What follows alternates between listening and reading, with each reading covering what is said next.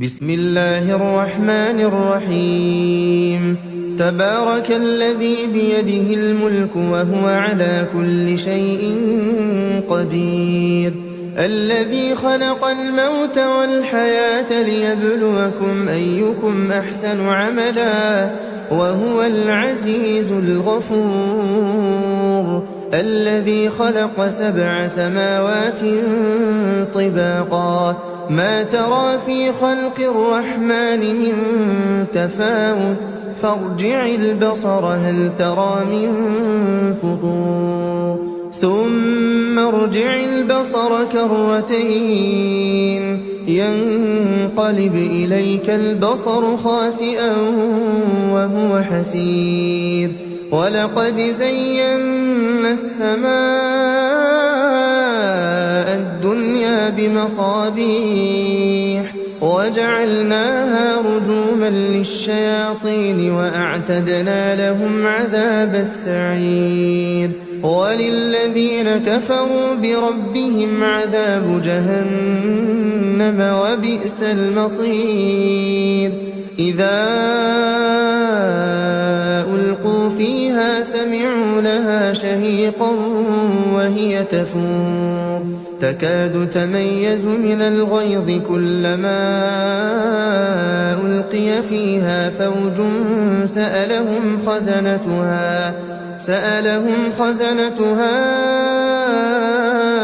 ألم يأتكم نذير قالوا بلى قد جاءنا نذير فكذبنا وقلنا ما نزل الله من شيء إن أنتم إلا في ضلال كبير وقالوا لو كنا نسمع أو نعقل ما كنا في أصحاب السعير فاعترفوا بذنبهم فسحقا لأصحاب السعير إن الذين يخشون ربهم بالغيب لهم مغفرة وأجر كبير وأسروا قولكم أو اجهروا به إنه عليم بذات الصدور ألا يعلم من خلق وهو اللطيف الخبير هو الذي جعل لكم الأرض ذلولا فامشوا في مناكبها وكلوا من رزقه وإليه النشور أأمنتم من في السماء أن يخسف بكم الأرض فإذا هي تمور أم أمنتم من في السماء أن يرسل عليكم حاصبا فستعلمون كيف نذير ولقد كذب الذين من قبلهم فكيف كان نكير أولم يروا إلى الطير فوقهم صافات ويقبضن ما يمسكهن إلا الرحمن إنه بكل شيء بصير أمن هذا الذي هو جند لكم ينصركم من دون الرحمن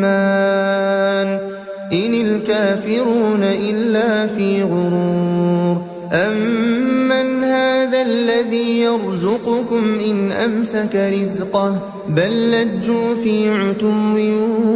ونفور أفمن يمشي مكبا على وجهه أهدى أمن يمشي سويا على صراط مستقيم قل هو الذي أنشأكم وجعل لكم السمع والأبصار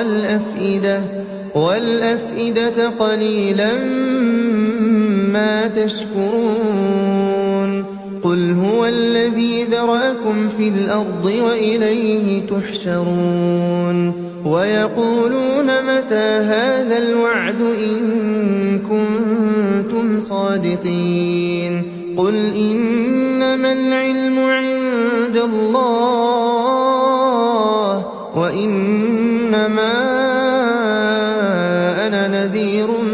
مبين فلما رأوه زلفة سيئت وجوه الذين كفروا وقيل هذا الذي كنتم به تدعون قل أرأيتم إن أهلكني الله ومن معي أو رحمنا فمن يجير الكافرين من عذاب أليم قل هو الرحمن آمنا به وعليه توكلنا فستعلمون من هو في ضلال مبين قل أرأيتم إن أصبح ماؤكم